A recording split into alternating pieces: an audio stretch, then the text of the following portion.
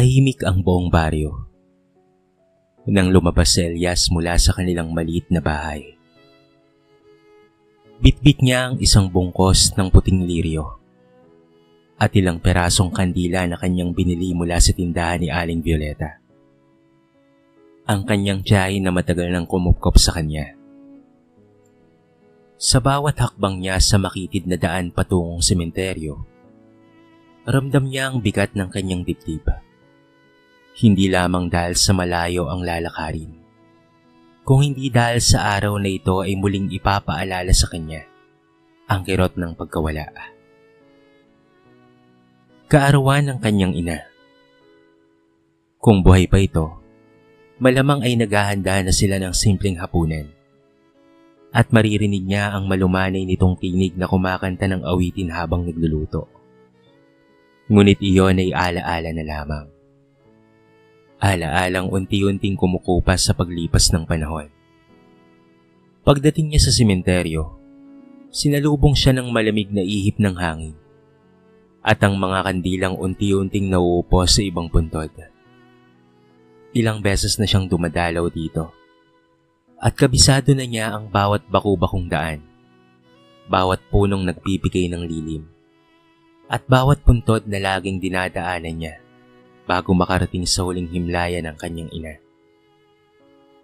Habang papalapit, napansin kaagad ni Elias ang isang bagay na ikinatigil ng kanyang paghinga.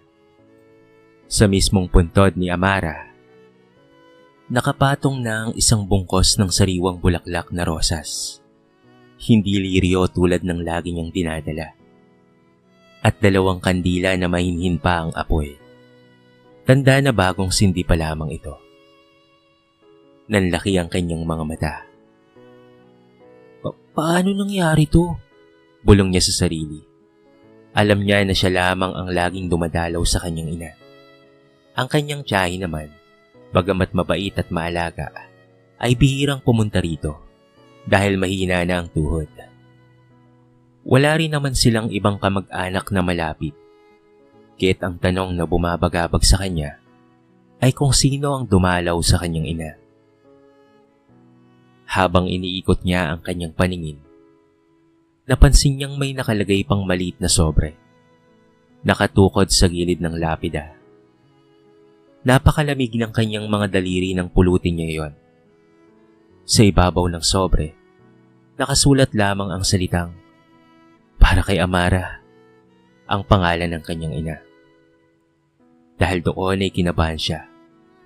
Ngunit hindi mapigil ang sarili. Dahan-dahan niyang binuksan ang sobre at inilabas ang isang sulat. Simple lamang ang papel. Ngunit ang mga salitang nakasulat doon ay parang nagpasabog ng kulog sa kanyang dibdib. "Hanggang ngayon, pinagsisisihan ko pa rin ang lahat. Mapapatawad mo pa kaya ako?" Para siyang binuhusan ng malamig na tubig. Mabilis ang tibok ng kanyang puso. At hindi niya alam kung ano ang mararamdaman. Takot, galit, o pagkagulat. Sino ang letrang M na nakasulat doon sa may sulat? At ano ang kasalanang tinutukoy nito? Naupo siya sa gilid ng puntod. Nakatitig sa pangalan ng kanyang ina sa marmol na lapida. "Mama," mahina niyang wika. Hindi ba ako alam? May sikreto ka bang iniwan?" Habang nagsisindi siya ng kandila, hindi mawala sa isipan niya ang sulat. Ang tanong ay bumabalik-balik, kumakain sa kanyang isipan. At sa katahimikan ng sementeryo, tila ba may mga matang nakatingin sa kanya mula sa malayo. Tumayo ang balahibo niya nang maramdaman niyang may tao roon. Isang anino sa may dulong daan. Nakamasid sa kanya. At doon nagsimula ang kanyang paglalakbay, patungo sa katotohanang matagal nang nakatago sa libingan ng nakaraan. Hindi mapakali si Elias habang hawak-hawak ang sulat na kanyang natagpuan.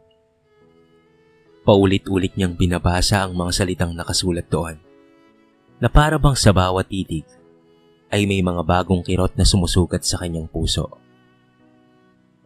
Para bang may malamig na hangin na dumampi sa kanyang batok at hindi niya maiwasang magtanong, sino ang Mr. M na yon?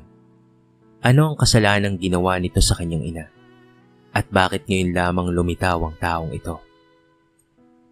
Matagal siyang nakaupo sa tabi ng puntod habang umaapoy ang kandilang kanyang sinindihan. Iniisip niya kung ano pa ang maaaring itinatago ng nakaraan ng kanyang ina. Alam niya sa kwento ng kanyang tiyahin. Simple lamang ang naging buhay ng kanyang ina bago ito namatay. Isang mapagmahal na ina, isang mabuting anak, at isang kaibigan ng lahat.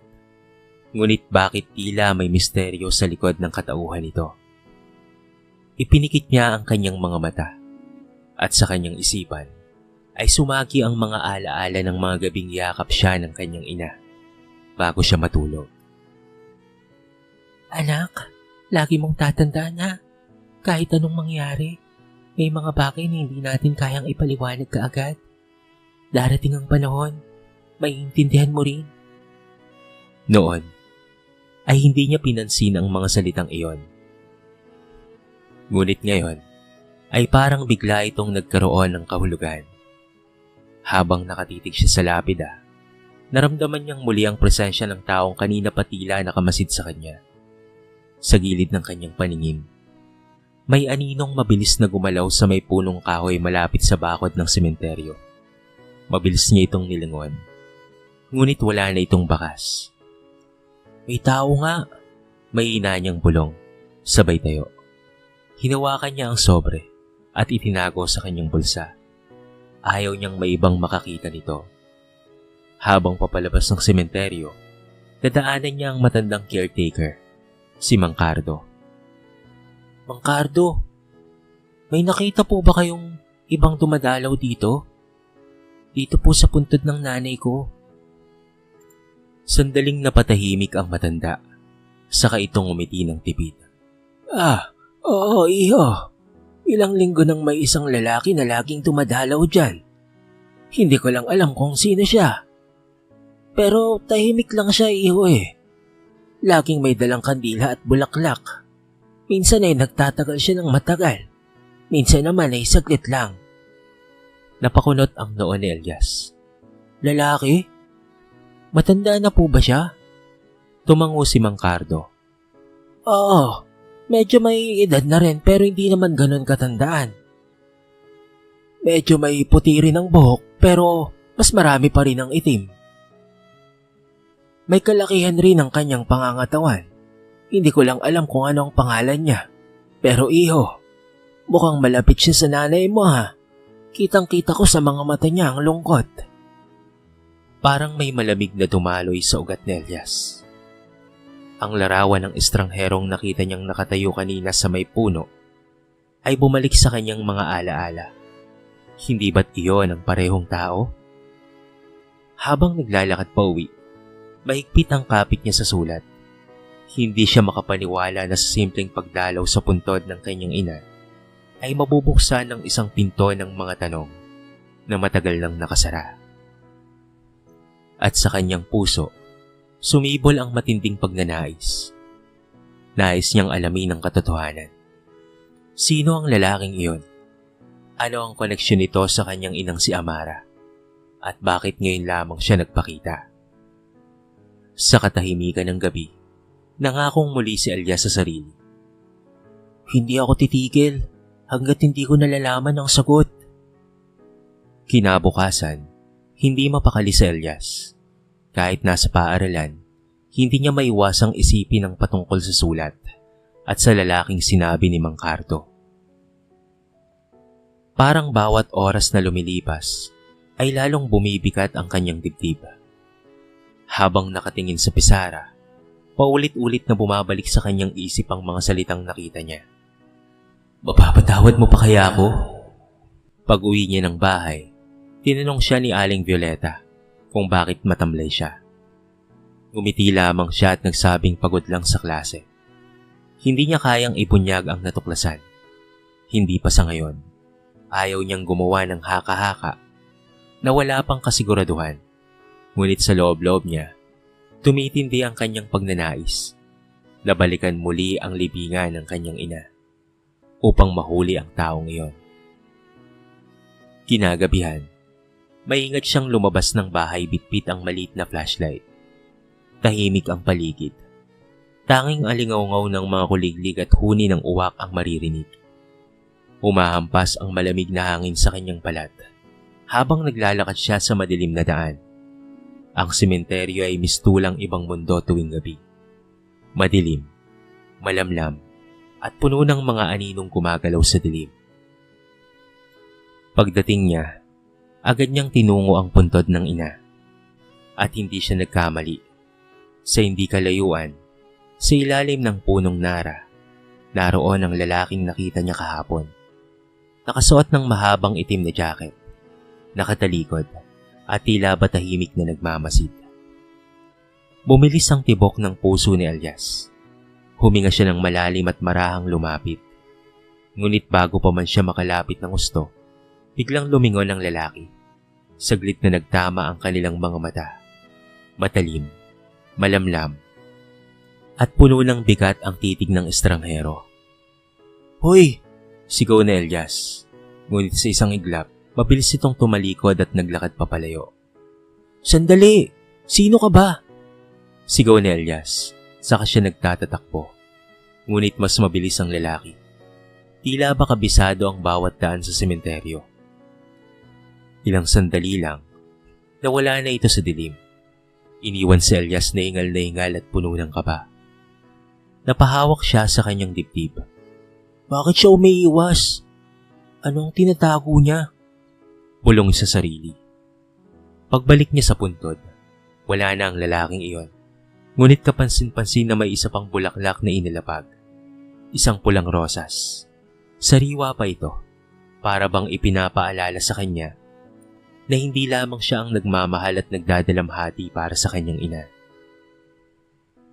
Kinabukasan, hindi na nakatiis si Elias. Binalikan niya si Mang Cardo at masinsinang nagtanong. Mang Cardo, matagal niyo na po bang nakikita ang lalaking yun? Tumango ang matanda. Hindi naman gaano, iho. Siguro mga 1 buwan pa lamang. Lagi siyang bumibisita, tulad ng sinabi ko sa iyo nung nakaraan. Tahimik lang siya pero halatang malalim ang koneksyon niya sa nanay mo. Hindi ko lang alam kung bakit ngayon lang siya nagpakita. Napatitig si Elias sa malayo. Parang may tinatago siya at gusto kong malaman ang totoo. Habang naglalakad pa uwi, mahigpit niyang hawak ang bulsa kung saan nakatago ang sulat. Hindi niya alam kung saan siya dadalhin ang kanyang paghahanap ng sagot. Pero sigurado siya sa isang bagay. Magsisimula na ang paglalantad ng mga sikreto ng nakaraan. Mga sikreto na maaaring tuluyang magbago sa buhay niya.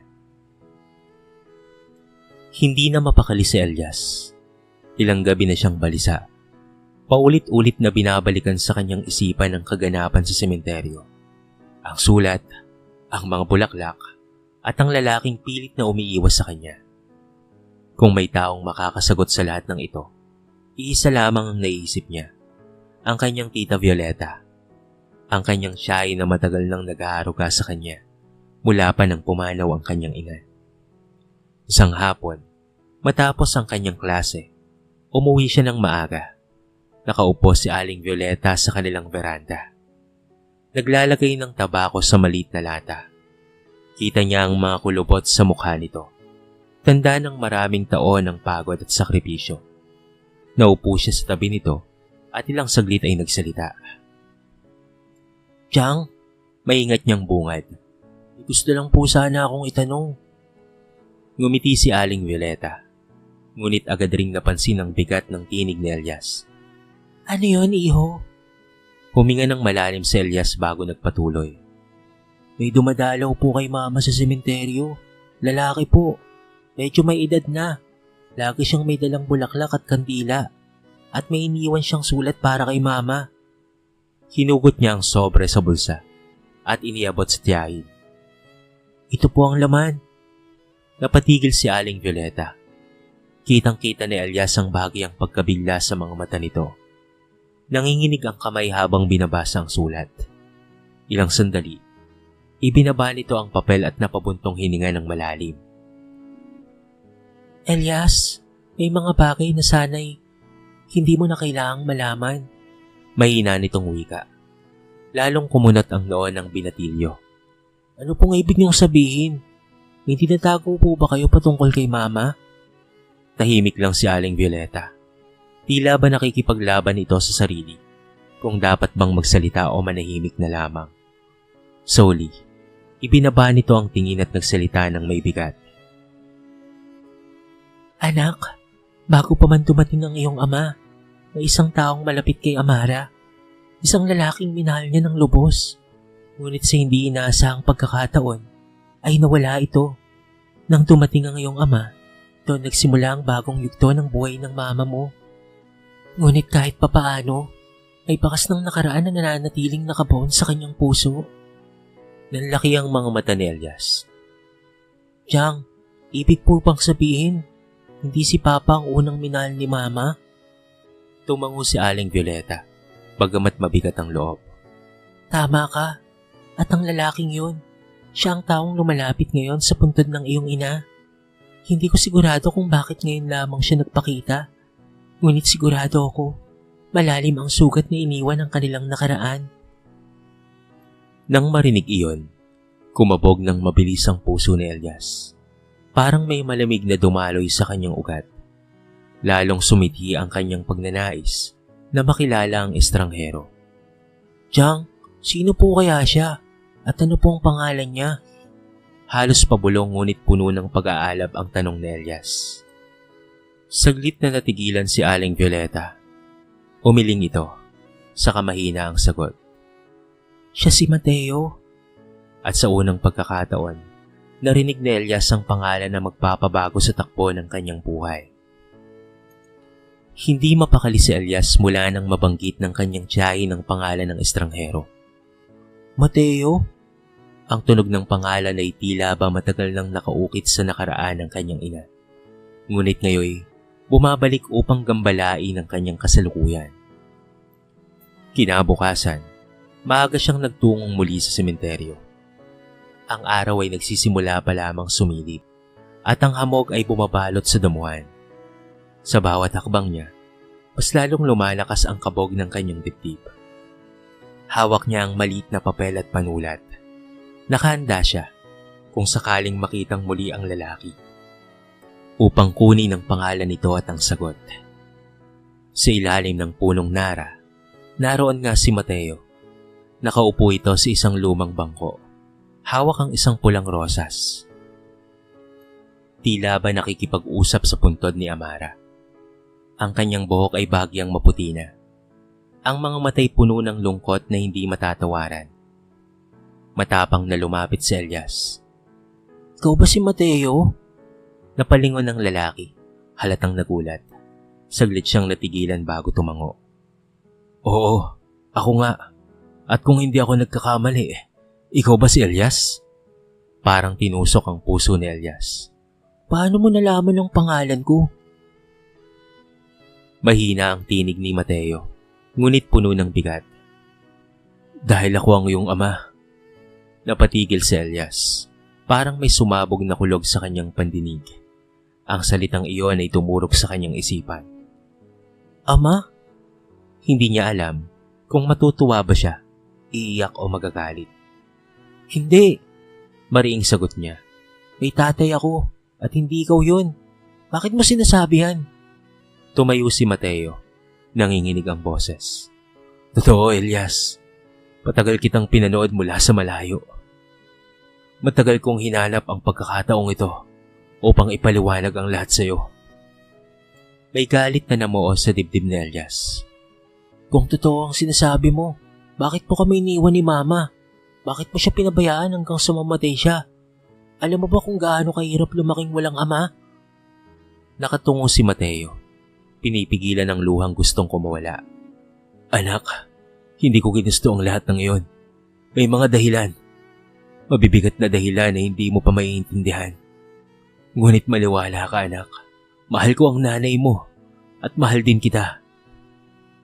Umiling si Elias. Pinunasan ng mga matang nag-iinit dahil sa luha. Hindi ko alam kung kaya kitang paniwalaan. Habang nabubuhay si Mama, wala kang ginawa kung hindi iiwan siya. At ngayon wala na siya. Saka ka lang nagpakita. Para saan pa? Lumapit si Mateo. Lumuhod sa harapan ng puntod ni Amara at hinaplos ang malamig na lapida. Amara, patawarin mo ko. Alam kong huli na. Ngunit ngayong narito na ang anak natin, hayaan mong sabihin ko sa kanya ang lahat. Hindi na ako tatakas pa. Nakatitig lamang si Elias. Nanginginig ang mga kamay. Sa kanyang isip ay bumabalik ang bawat alaala ng kanyang ina. Bawat gabi ng pagtitiis at bawat araw ng pangungulila. Ang taong nasa harapan niya ngayon, ito ba ang sagot sa lahat ng tanong? O isa lamang panibagong sugat na magbubukas sa kanyang puso? Isang bagay lamang ang malinaw. Magsisimula ng malantad ang katotohanan. At kahit anong mangyari, hindi na siya makakabalik sa dati. Nanatiling nakalod si Mateo sa harapan ng puntod ni Amara. Habang si Elias naman ay nakatayo sa ilang hakbang na layo. Nakatingin ngunit nag-aatubiling makinig. Ang tibok ng kanyang puso ay parang kumakalabog sa kanyang dibdib. Naghihintay sa mga salitang maaaring magpabago sa lahat. Huminga ng malalim si Mateo bago nagsalita. Elias, hindi ko kayo iniwan dahil gusto ko. Noon, bago ko pa ipanganak, nasangkot ako sa isang alitan na hindi ko ginusto. Napakunot ang noo ni Elias, ngunit hindi siya sumabat. May negosyo akong pinasok kasama ang mga kaibigan. Pagpapatuloy ni Mateo. Akala ko'y magiging simula yun ng magandang kinabukasan para sa akin at sa inyo ng nanay mo. Ngunit maling tao ang pinagkatiwalaan ko.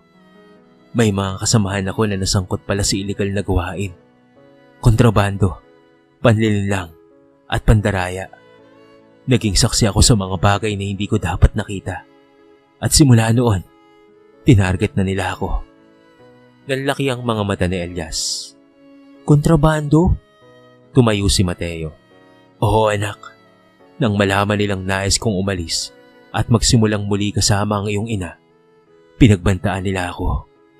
Sinabi nilang kapag hindi ako tumahimik, pati si Amara ay dadamay nila. Wala akong nagawa kung hindi ang lumayo para hindi kayo madamay. Ginawa ko yon hindi dahil sa duwag ako, kung hindi dahil sa gusto ko lamang protektahan kayong mag-ina. Kumirot ang dibdib ni Elias. Bahagya siyang lumapit ngunit nanatiling puno ng alinlangan. Kung ganun, bakit hindi ka na bumalik? Bakit hindi mo kami hinanap noon? Napatingin si Mateo sa langit. Tila inaalala ang matagal nang nakalipas. Sinubukan ko anak, ngunit nahuli ako at nakulong ako sa probinsya. Walang nakakaalam, kahit si Amara. Hindi ko na nagawang ipaliwanag pa sa kanya. Hindi ko na siya muling nakita pa mula noon. Sa bawat araw sa loob ng kulungan, ang mukha niya at ang alaala niyo ang nagsisilbing lakas ko. At ngayong nakalaya na ako, ang una kong ginawa ay ang hanapin siya. Pero huli na ang lahat. Napatitig si Elias sa mukha ng lalaki. Kita niya ang sinseridad nito. May mga matang puno ng pangungulila, ngunit sa loob niya, hindi pa rin madaling tanggapin ang lahat ng iyon. Kung totoo ang lahat ng sinabi mo, may inang wika ni Elias. Bakit ngayon mo lang sinabi? Kung talagang mahal mo si Mama, bakit hindi ka lumaban noon pa? Hindi ba't mas pinili mong tumakas? Napayuko si Mateo. Anak, maaaring mali nga ang naging desisyon ko noon. Ngunit noon, akala ko yun ang tamang paraan para maligtas kayo. Hanggang ngayon, dala-dala ko ang bigat ng aking kasalanan. Hindi ako humihingi ng kapatawaran kaagad. Ang hinihiling ko lang ay pagkakataong patunayan na hindi ako isang duwag na ama. Tahimik si Elias. Ramdam niya ang bigat ng katotohanan. Ngunit sa kanyang puso, naroon pa rin ang sugat ng pagiging ulila at ang pangungulila sa isang amang wala sa kanyang paglaki. O at may kinilala siyang ama. Ito ang naging kasintahan ng kanyang ina noon. Pero sa pagkamatay ng kanyang ina, ay pinabayaan rin siya nito at iniwan. Hindi niya naramdaman ang pagmamahal ng isang ama rito. Pero iba sa sandaling ito ngayon. Nakatitig siya sa puntod ng kanyang ina at ang mga matay na puno ng luha. Mama, totoo ba ang lahat ng to? Kung naririnig mo ako, bigyan mo sana ako ng lakas na malaman kung ano ang dapat kong gawin. At sa gitna ng katahimikan ng sementeryo, naroon ang dalawang tao, isang ama na nagtatangkang bumawi at isang anak na naguguluhan kung tatanggapin o tuluyang itataboy ang koneksyong matagal nang itinanggi ng panahon. Mabigat ang katahimikan sa pagitan ni Elias at ni Mateo. Tanging huni ng mga ibon at lagaslas ng hangin sa mga puno ang maririnig. Ngunit sa dibdib ni Elias, parang may kulog na umaalingaw. Kung talagang gusto mong protektahan kami noon, biglang putok ni Elias. Halos pasigaw. Bakit hinayaan mong maghirap kami ni Mama? Alam mo bang halos magutom kami noong bata pa ako? Alam mo ba kung ilang gabi akong umiyak dahil wala akong ama na bumubuhat sa akin at nagtatanggol sa pananakit ng kinakala kong ama? Napayuko si Mateo. Nanginginig ang mga kamay. Anak! Anak! Matalim na putol ni Elias. Wala kang karapatang tawagin akong ganun. Hindi ikaw ang kasama ko nung nagkasakit si Mama at wala kaming pambili ng gamot. Hindi ikaw ang nag-aruga sa akin tuwing umiiyak ako sa gabi. Hindi ikaw ang nagturo sa aking magsulat, magbasa o mangarap. Si Mama ang lahat ng yun. Kaya paano mo ngayong masasabing na ikaw ang ama ko? Tumulo ang luha sa mga mata ni Mateo. Lumapit siya ngunit umatras si Elias. Totoo ang lahat ng sinasabi mo. Nanginginig na sagot ni Mateo. Kasalanan ko ang lahat ng pagkukulang na yon. Walang araw na lumipas na hindi ko pinagsisisihan ang bawat desisyon kong nagpahiwalay sa atin. Ngunit kahit hindi mo pa ako kayang tanggapin ngayon, anak, nais kong malaman mong mahal kita. Mahal na mahal kita mula pa noong hindi ka pa pinapanganak. Pilit na pinigilan ni Elias ang sariling umiyak. Ngunit tuluyan ang bumigay ang kanyang luha. Ang galit at sakit ay nagsalib sa kanyang dibdib. Kung talagang mahal mo kami, bakit hindi ka lumaban para kay Mama? Bakit pa siya pinabayaan hanggang sa uli niyang hininga? Sa puntong iyon, lumod si Mateo sa harap ng puntod ni Amara. Ang mga kamay niya ay nakapatong sa malamig na lapida at ang tinig niya ay punong-puno ng pagsisisi. Amara, patawarin mo ko. Kung kaya ko lang ibalik ang oras, hindi ko nahahayaang mangyari ito. At ngayon, kahit huli na, sana'y makita mo mula sa kabilang mundo ito na pinagsisisihan ko na ang lahat. Hindi napigilan ni Elias na mapatitig sa eksenang iyon.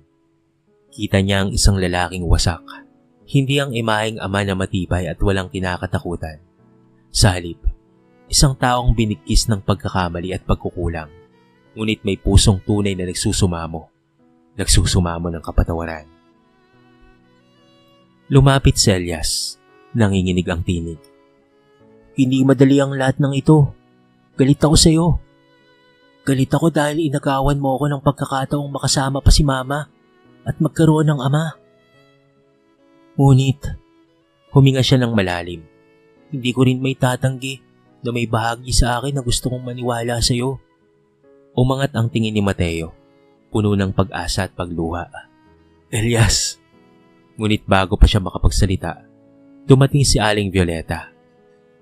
Hawak ang kanyang baston. Sapat na, Mateo, marinitong sabi. Panahon na para marinig ni Elias ang buong katotohanan. Ang lahat. Nagtagpo ang mga mata ni na Mateo at Elias. Parehong takot, parehong sugatan, ngunit parehong handang makinig sa wakas. Mahigpit ang hawak ni Aling Violeta sa kanyang baston. Tila pinipilit niyang patatagin ang sarili bago magsalita. Si Elias ay nakatingin sa kanya, puno ng tanong sa mga mata, habang si Mateo na may nakayuko, parang batang nahuli sa kasalanan. Elias, nagsimula si Violeta. Simulat sa pool. Alam ko ang lahat. Hindi ko lang sinabi sa iyo noon dahil bata ka pa. At ayaw kong pasanin mo ang bigat ng nakaraan ng iyong mga magulang. Ano pong ibig nung sabihin, Chang? Nanginginig ang tinig ni Elias. Huminga ng malalim sa tiya Violeta niya. Ang totoo, alam ni Amara ang dahilan kung bakit nawala si Mateo. Sinabi niya sa akin bago siya pumanaw na napatawad na niya ito. Ngunit pinakiusapan niyang huwag ko munang ipaalam sa iyo. Ang tanging nais niya, Lumaki kang buo ang loob kahit walang ama sa tabi mo. Nanlaki ang mga mata ni Elias. Napatawad na siya ni Mama? Tumango si Violeta. Oo. Dahil mahal niya si Mateo hanggang sa huli. Hindi lang siya nakatanggap ng pagkakataong muling makapiling ito. Ang hiling lang niya sa akin, kapag dumating ang araw na bumalik si Mateo, sana ibigyan siya ng pagkakataon na makita ka at makasama man lang. Tumulo ang luha ni Mateo habang nakikinig. Amara, bulong niya. Kahit sa uli, mabuti ka pa rin talaga. Nagpatuloy si Violeta. Elias, hindi madaling tanggapin ang lahat ng ito at naiintindihan ko ang galit mo, ang pangulila mo. Ngunit nais kong malaman mo. Hindi kailanman itinakwil ni Amara ang ama mo. Kaya't ang tanong na natitira ngayon, kaya mo rin ba siyang patawarin? Tulad ng ginawa ng iyong ina? Natahimik ang lahat. Ramdam ni Elias ang bigat ng bawat salita. Tumitig siya kay Mateo, isang lalaking puno ng pagsisisi. Pagod at binasag ng panahon, ngunit may mata na puno ng pag-asa. Nakita niya hindi lamang ang isang taong nagkulang, kung hindi isang ama na handang bumawi, kahit huli na ang lahat. Unti-unting lumapit si Elias. Nanginginig ang kanyang mga kamay nang inilapit niya ito sa malamig na puntod ng kanyang ina. Mama, mahina niyang bulong. Kung napatawad mo na siya, sino naman ako para hindi? Pagkatapos, tumingin siya kay Mateo. Hindi pa rin nawala ang sakit. Ngunit sa ilalim nito ay may kumikislap na liwanag ng pag-asa. Hindi madaling kalimutan ng lahat at hindi rin agad nawawala ang sugat. Pero kung totoong gusto mong bumawi, bibigyan kita ng pagkakataon.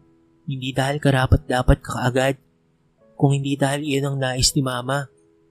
Dahil gusto ko ring makilala ka. Hindi lang bilang estranghero, kung hindi bilang isang ama.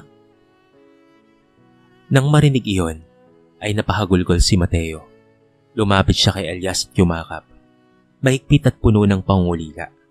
Bagamat may kaba, hindi na umiwas pa si Elias. Sa unang pagkakataon sa kanyang buhay, naramdaman niya ang yakap ng isang ama. Isang yakap na matagal na niyang inaasam. Sa tabi nila, nakatingin si Aling Violeta. May luhang tumaloy sa kanyang pisngi. Sa wakas, natupad na rin ang huling kahilingan ng kanyang kapatid na si Amara. Ang maghilom ang sugat na iniwan ng nakaraan. At doon sa harapan ng puntod ng isang ina, nagsimula ang panibagong kabanata ng isang ama at anak. Isang simula na hinubog ng sakit, pag-ibig, at kapatawaran. Makalipas ang ilang buwan mula nang maganap ang muling pagkikita sa sementeryo, unti-unti nang nagbago ang takbo ng buhay ni Elias. Hindi naging madali ang lahat. Sa unang linggo, ramdam niya pa rin ang bigat ng galit at sakit. May mga gabi na napapahiga siya at naaalala ang mga panahong dalawa lamang sila ng kanyang ina at doon bumabalik ang mga tanong. Bakit hindi siya dumating noon? Ngunit sa bawat sandaling iyon, paulit-ulit niyang naaalala ang sinabi ni Aling Violeta na pinatawad na ni Amara itong si Mateo. Madalas na bumibisita si Mateo sa bahay. Noong una, hindi komportable si Elias. Parang estranghero pa rin ang tingin niya rito. Ngunit habang tumatagal, natuklasan niya ang mga simpleng bagay na pareho sila. Ang hilig sa pagguhit, ang pagmamahal sa musika, at ang katahimikang pareho nilang hanap kapag magulo ang mundo. Isang hapon, naupo silang dalawa sa ilalim ng punong mangga sa bakuran. Tahimik na nagpipinta si Elias, habang si Mateo na may nagbobuo ng lumang gitara na sira-sira. Anak, may ina nitong sambit. Hindi ko na mababawi ang nakaraan. Pero kung papayagan mo ko, gusto kong makasama ka sa bawat hakbang ng kinabukasan mo. Tumingin si Elias at sa unang pagkakataon, hindi na siya umiwas. Kung talagang handa kang bumawi, tatanggapin ko. Pero kailangan nating magsimula sa maliit bilang magkaibigan muna bago bilang mag-ama. Napangiti si Mateo. May luhang namuo sa gilid ng mata. Kahit saan anak, kahit kailan, basta't makasama ka lang. Samantala, si Aling Violeta ay tahimik na nagmamasid. Sa puso niya, natupad na ang pangako para kay Amara. Ang pamangkin niyang si Elias ay hindi na nag-iisa at si Mateo ay nagkaroon ng pagkakataong baguhin ang kanyang kapalaran. Sa mga sumunod na buwan, naging saksi ang mga kapitbahay sa pagbabagong iyon. Minsan makikitang magkasamang bumibili ang mag-ama ng ulam. Nagtatawanan na parang matagal nang magkasama. Sa ibang pagkakataon naman, makikita silang naglilinis ng puntod ni Amara, sabay na nag-aalay ng bulaklak at dasal. Ngunit higit sa lahat, natutunan ni Elias ang isang bagay na hindi niya akalaing kaya niya. Ito ay ang magpatawad. Hindi para kalimutan ang nakaraan, kung hindi para bigyan ng pagkakataon ng sarili na huminga at lumaya. Isang gabi ng Nobyembre, muling bumisita si Elias sa sementeryo. Mag-isa siyang lumapit sa puntod ng kanyang ina. "Mama," mahina niyang sambit. "Tama ka. Hindi hadlang ang sugat ng nakaraan para hindi ako magmahal. Tinuruan mo akong maging matatag at ngayon ay tinuturuan mo rin akong magpatawad. Salamat sa lahat, Mama." Habang nakatingala sa kalangitan, tila nakita niya ang mga bituin na mas maliwanag kesa dati. Para bang pinapakita ng langit na natutuwa ang kanyang ina sa naging desisyon niya. Mula sa malayo, lumapit si Mateo, tahimik na nakamasid sa anak. "Handa ka na ba, anak?" tanong niya. Ngumiti si Elias. "Opo, Papa. Simula na ng bagong kabanata." Magkatabi silang naglakad papalabas ng sementeryo. Dalawang taong parehong sugatan noon. Ngunit ngayon, sabay nang humakbang tungo sa bukas. At sa bawat yakap nila, dala nila ang alaala ni Amara, ang ina na nagsilbing tulay upang muling magtagpo ang mag-ama. Ito ang aral ng kwento. Ang pagpapatawad ay hindi nangangahulugang nakakalimot ka na, kung hindi nagbibigay ka lang ng pagkakataon na muling makapagsimula. Ang sugat ng nakaraan ay maaari pa ring maghilom kung bubuksan ang puso sa pag-ibig, pag-unawa, at sa panibagong pag-asa. Dito na po nagtatapos ang ating maiksing kwento sa araw na ito. Sana po ay nagustuhan nyo at sana po ay kinapulutan nyo ng maraming aral. Kayo mga kabarangay, anong masasabi nyo sa ating kwento? I-comment nyo naman sa baba ang inyong mga reaksyon at babasahin natin ang lahat ng yan. I-comment nyo na rin kung taga saan kayo para naman malaman ko kung hanggang saan nakaabot ang video na ito. Paki-like and share na rin ang ating kwento para mapakinggan rin ng iba. At kung bago ka pa lamang sa ating channel, baka naman pwedeng pakihit ang subscribe button at bell notification button para palagi kang updated sa mga bago nating upload na katulad nito. So paano mga kabarangay? Hanggang sa muli, thank you so much and peace out!